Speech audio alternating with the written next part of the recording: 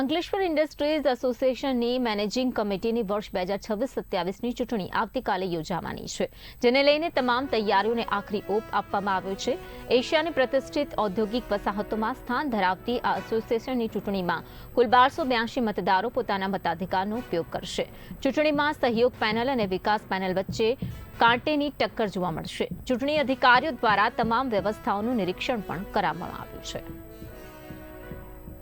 Ankleshwar industries association વર્ષ 2026-27 managing કમિટીની 10 સીટની ચૂંટણી યોજાનાર છે, જે 30 જૂનના રોજ છે નિર્ધારેલ. અને એની વ્યવસ્થાના ભાગરૂપે આજે બધું ઇન્સ્પેક્શન કર્યું. મતદાન મથકની અંદર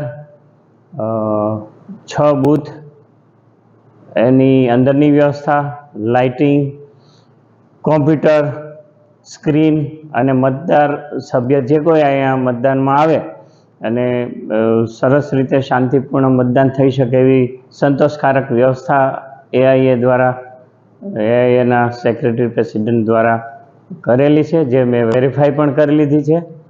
અને જે વિશેષ અહીંયા જે સુવિધા રાખવાની હશે એ સેક્રેટરી શ્રીને હું મૌખિક રીતે માર્ગદર્શન કરી